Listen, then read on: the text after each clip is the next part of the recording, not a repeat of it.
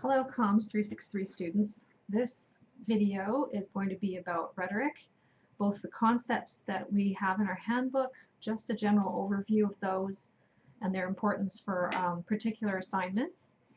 And then I'm going to talk through some of the resources and how to use the sources that are outside of the handbook. So first of all, I think we just have to get the groundwork done, is that in understanding that rhetoric is not a negative term in this course. It's another word for strategic communication. And I know in the media and your Facebook feeds you might get a lot of the word rhetoric associated nowadays with Donald Trump. And it's very unfortunate that the word is being slung through the mud along with particular types of negative and you know, upsetting forms of rhetoric that Trump has been using. So I just want to get that out of the way, and to also underline that rhetoric is not just a usability website issue, but that it's important for all kinds of communication in professional contexts, including technical things like lab reports. They all have ways of arguing, and that's logos. And so everything involves various elements of rhetoric to be comprehensive, to be clear, to not just be persuasive, but to even inform us and change the way that we see the world, or to enhance our understanding. That's what rhetoric's for. It's very functional and practical, and that's why the discipline has been around since ancient times and in almost every culture. So the handbook, just to generally navigate it, you are expected to know the contents of this part, whether you're doing Report A or Report B. I know that Report A is more focused on rhetorical analysis and rhetorical concepts, but Report B also expects you to think about our data from users as data about its effective rhetoric or ineffective rhetoric as well. And so it's not just usability, but rhetoric that go hand in hand in order to enhance quality in websites. So this section, just to navigate it, we've got the definition of it. Be aware that this information is not something that you would be putting in any of your reports. It's for you. And your job is not going to be to explain to us as your markers and instructor what rhetoric is, because of course this information is already known. So you won't be even explaining it in that much detail to your organization, the website owner. You'll only be giving them some of the basics and not going into detail. And so it will not become a textbook. I'm hoping that your report will not be written like a textbook in which the explanations of rhetorical terms and concepts take over your argument. Always keep in mind that rhetoric is your tool. It's like a scalpel or another instrument that a surgeon uses, and it's a toolbox. Just like a good surgeon, you have to have the proper instrument in order to analyze and dissect. And each instrument enables you to see something different within the website, critique it in different ways. And so they are tools in a toolbox. And you can't necessarily put all the tools in there at once. And so using one at a time and showing how they work in concert is something that I'll show you as I go through. So it does talk about some general things. The three parts of rhetoric are theory, criticism, and practice. People practice it without even knowing that they're using it. And so whenever you communicate, you're using rhetoric whenever you speak a sentence. And so website owners don't necessarily know that they're practicing particular types of rhetoric, and we don't worry about their consciousness of practicing it or not. However, a person educated in rhetorical strategies, like yourself, should be able to apply them to practice. Just like when I gave you the video on argumentation, that's a rhetorical way of arguing within a professional report, to structure it in a particular way and to interrelate claim with its data and its analysis. That's a rhetorical, logical way of doing argumentation within the body of a professional report in a professional context where you will need to expand and persuade people. So practice always relates to rhetoric. What you're going to be doing in your report is a type of rhetorical criticism. You are doing a criticism or an analysis of a website.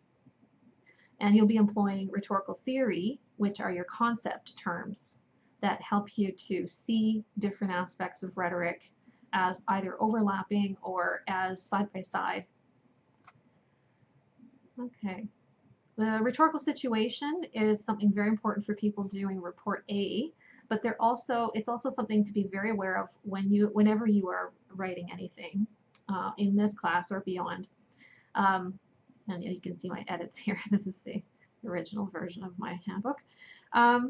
The situation, of course, includes elements like the communicator, and so understanding who is the owner of the website is important for analyzing the website. Whether you're analyzing survey data or you're analyzing the website itself, if you go off track in misunderstanding who your rhetor is, it will shape and perhaps skew your whole analysis.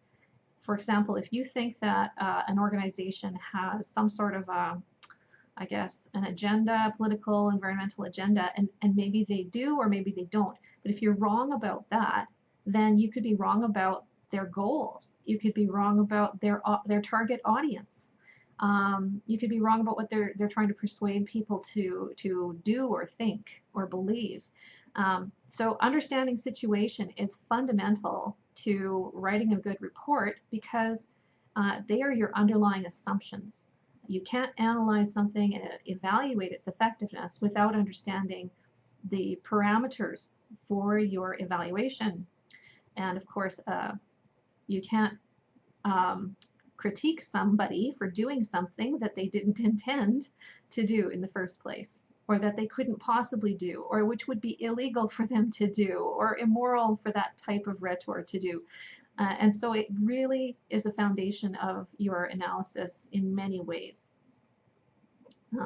Therefore it's the foundation of final reports as well. So I'm just going to scroll through to the next section because you should know these things already and read them and understand them as tools. You can use these terms like real audience. You can use that in your reports whenever it's necessary. Forum and genre. Let's move down. Kairos.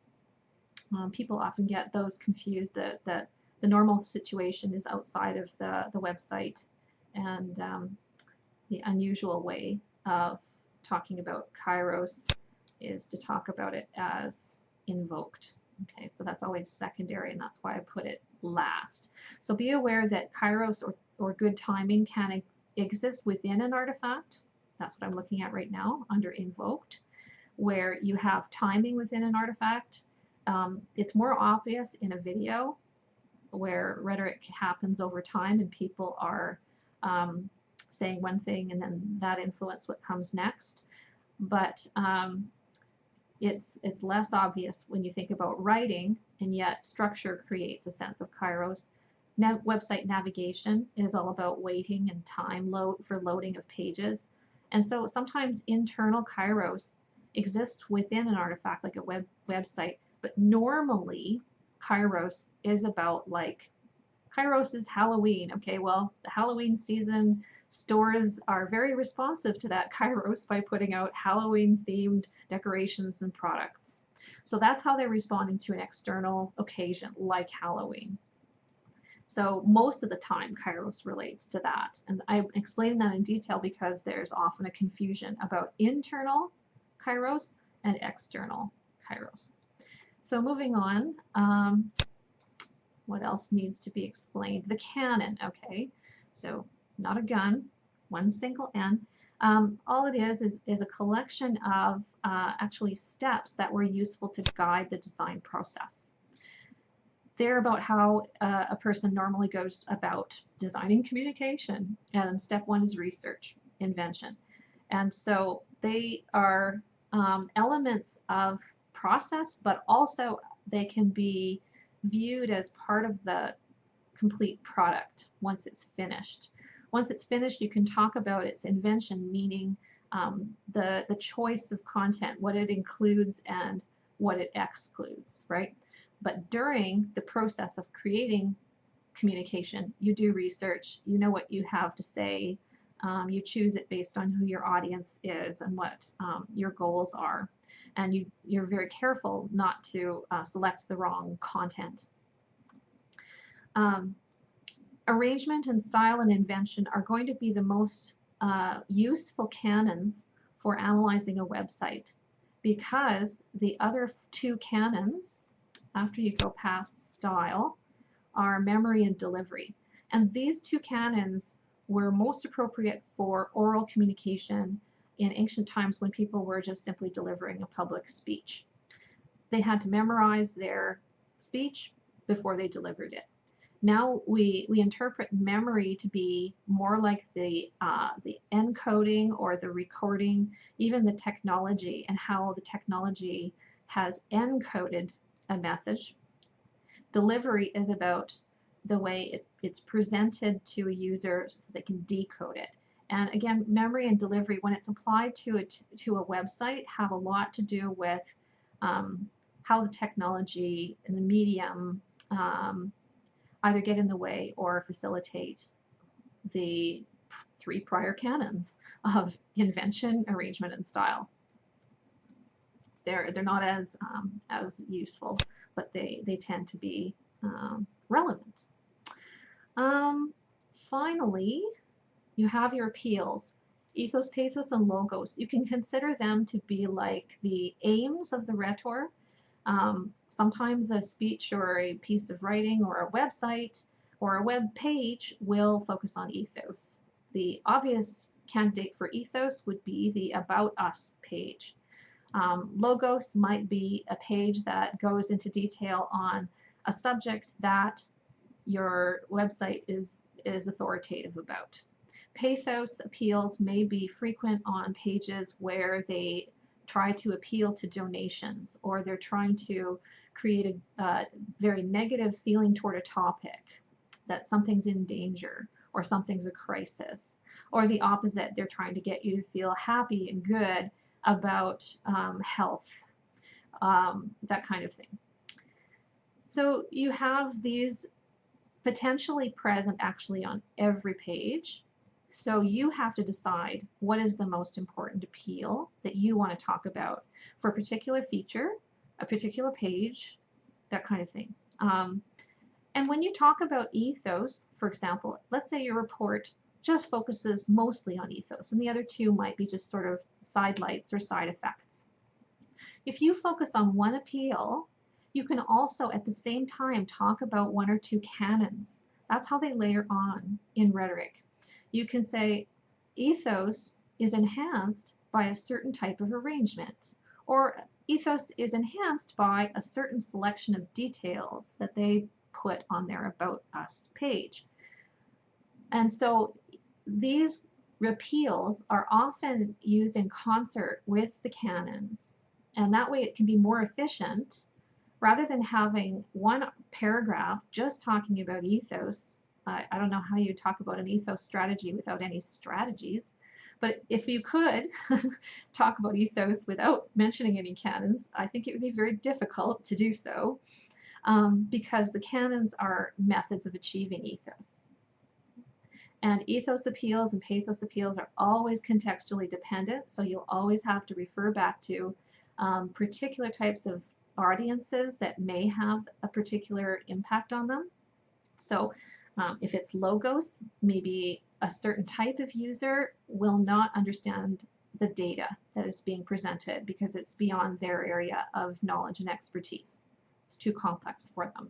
But other audiences might find that data to be just perfect and fine. And if you were oversimplifying things for them, they might be bored or offended.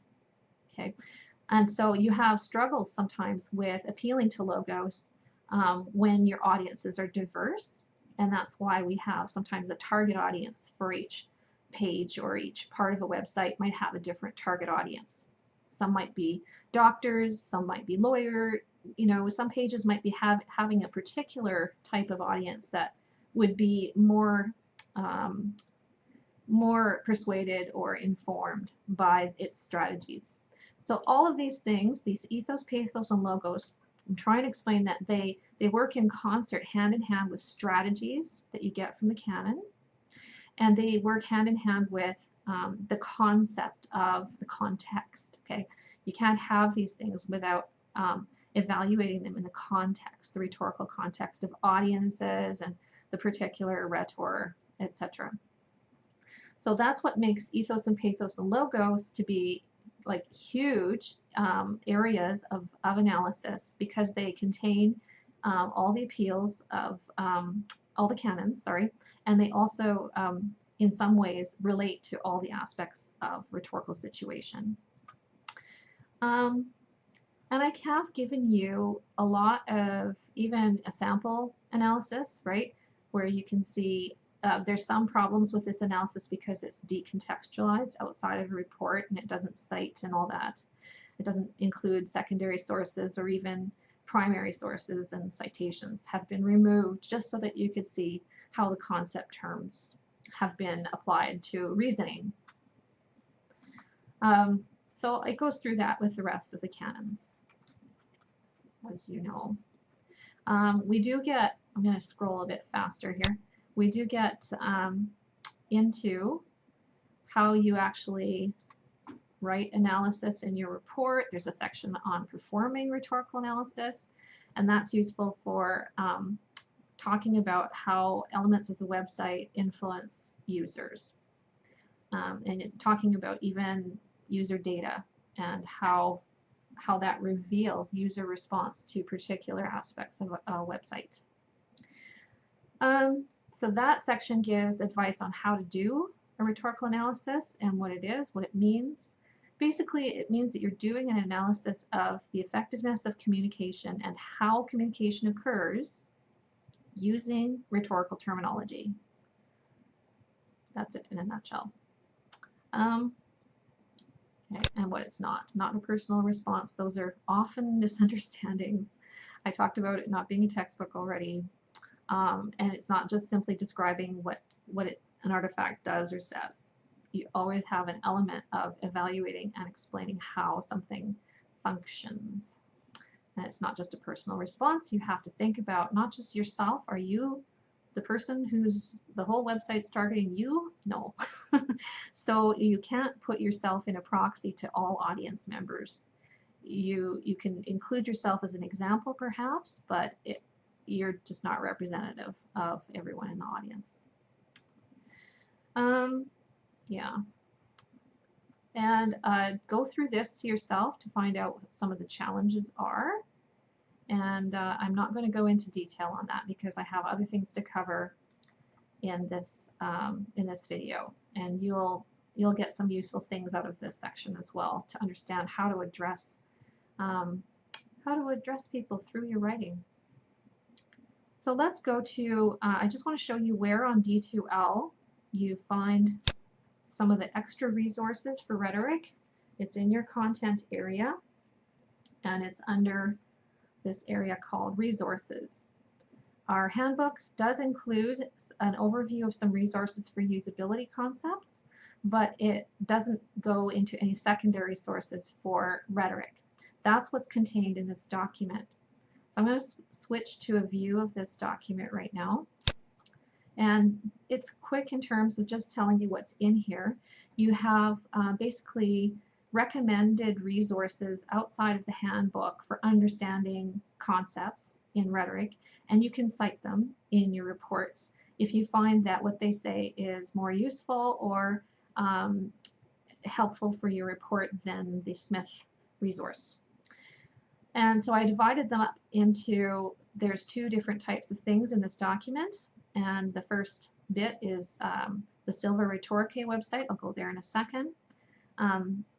This resource called a wiki book at called Rhetoric and Composition, Rhetorical Analysis. Okay. Then we have the Purdue again, they are one of the major resources for our course, as you can tell. And these are some sections within that. Then it gives you actual sample rhetorical analyses of websites that other people have done, whether they are in master's or PhD thesis, or a journal article, scholarly journal article, or even just an online report like the Purdue OWL report, you know, where people are professionals and they're just giving an analysis of a website. And often you don't get those public, but sometimes you do. Most of these are going to be scholarly analyses, and they're not all from the field of communication. I'm just going to briefly go into some of these because you need to know how to cite them and what they contain that might be useful to you. This website, I'm just going to resize this. This is the first one listed in the resources area of that handout. And the most useful stuff you will find in here is in this left sidebar, where they will have their definition of kairos, which you can click on and it goes there. Okay. What I would like you to do is focus just mainly on this left sidebar, because this right sidebar is more like just style. Well, I guess 80% of these terms are style, and a lot of them, as you can see, are in Latin.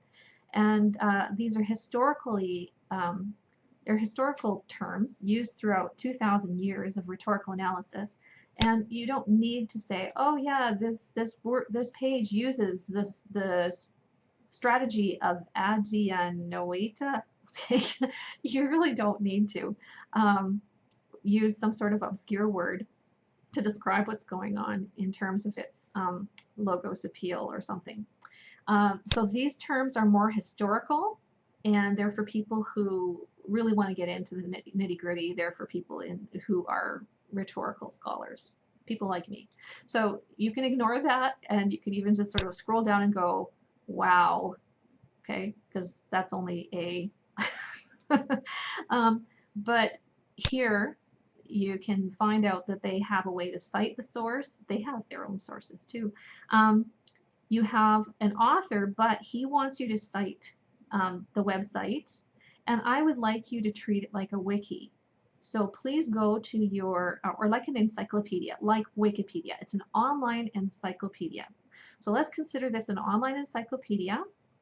And what you would do is you would then give this term as the page title, and you'd put it in the author position. Then you would have to give either the paragraph numbers from the top. That'd be paragraph 1, that'd be paragraph 2. We're skipping over that heading. This could be anything indented, like a list or a quote, could be contained within that paragraph. All right. Or you could go rhetorical analysis in terms of kairos section, paragraph 1. That's the alternative, right? But that's how I'd like you to cite it. The next resource listed in that handout was this one. This is the wiki book. And because it's a wiki, I would like you to cite it like Wikipedia once again, and consider these as almost like encyclopedia entries. They're very instructional, and they give you things like this. These strategies are strategies of logos, right? They're strategies of reasoning, how to structure reasoning on a page. So these are ways to look at your website that get into more detail. Another good thing, even just on this page, are the fallacies. And fallacies are everywhere to be found in rhetoric. Things like appealing to pity can be considered a logical error if they do not have the proper justification for being used in that circumstance. And of course, judging it as a fallacy is always situational, because we can use these in conversations with friends and they can be totally reasonable. When you use it in a court case, it's maybe totally unfair. Okay, so they're very situationally determined about whether they are illogical or unethical to use. And so keep that in mind, that not every fallacy is always an illogical or unethical way of reasoning. Some of them truly are always illogical. All right, so that's one of the resources. and again, how to cite it. Moving on to Purdue, you know that on this page, you should be able to cite it. If there is a particular author, it will appear underneath the title. So this page title is Rhetorical Situations, and it doesn't have anything in this orange box about any co-authors or any date when it was uploaded. So this one, you would be treating it like a web page on a website. And that's just because the previous resource called itself a wiki, so we're going to treat it like a wiki. This one here does not treat itself like a wiki. It calls itself, it's actually a website that has resources on it. So these are its web pages. I'm just going to briefly go in to another resource type, and to show you that this resource I gave you, this is the handout on external resources. The sample rhetorical analyses, it goes, there's many samples in here, and each one is annotated. Here's the next sample. Each one I have annotated with bullet lists saying, well, what might you find of use in here? Why bother going to that link? Oh, okay, well, if you want to know volunteer recruitment, oh, well, then maybe this sample gives you ideas of how to talk about volunteer recruitment in terms of website rhetoric. And so if you skim through and see my annotations, you might be able to see that, okay, they talk about images and how they create audience identification. That's rhetoric. You can really find little nuggets, go to the source and find out how they talk about them as examples of doing an analysis of a website. I'm just going to look at the first one because this does go on for some time. The first one I mentioned was this Iceland and Greenland tourism websites. And I went there, and it's a PDF file that ended up being a master's thesis. Here's just one page of it. And I'm looking at it through my browser, which has a plugin for PDFs. And here's the title page. You can see that it's a master's degree in tourism. So rhetoric is applied through multiple disciplines. This would be like a business degree, perhaps, at a university in Europe. Could be in Iceland or Greenland. I don't know where Aalborg is. And we have its abstract and table of contents, and we're able to see that, oh, if you don't know how to talk about rhetoric as a research method or source, there's even, they did interviews in addition to doing rhetorical analysis.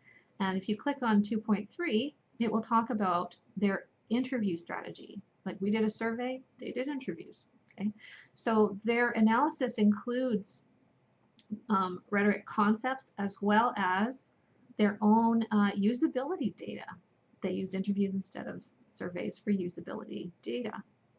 And they talk about narratives and rhetoric, and they define them in a way that only a thesis would, because this is a huge document and they have time and they're expected to analyze their key terms and explain them. Okay, but you can see that they have used certain types of rhetoric, rhetorical concepts. They talk about ethos, pathos, and logos, and then they have this cute little chart here that talks about how different aspects of the website could actually influence the consumers. That's cited from Roberts, this table. So they then apply that afterwards. But right now their job is just simply to say, we're using Kress and Van Leeuwen to talk about this topic of semiotics. So it's not quite rhetoric, it's a different theory. So you can see that rhetoric is part of their theory and part of their tools in this analysis, as well as other theories like semiotics, and they also use user data. Okay. So that's my overview, and I even give you, the reference list, proper formatting for these as well. That's what I would like you to know as your resources for rhetorical analysis, and best wishes. Talk to you later.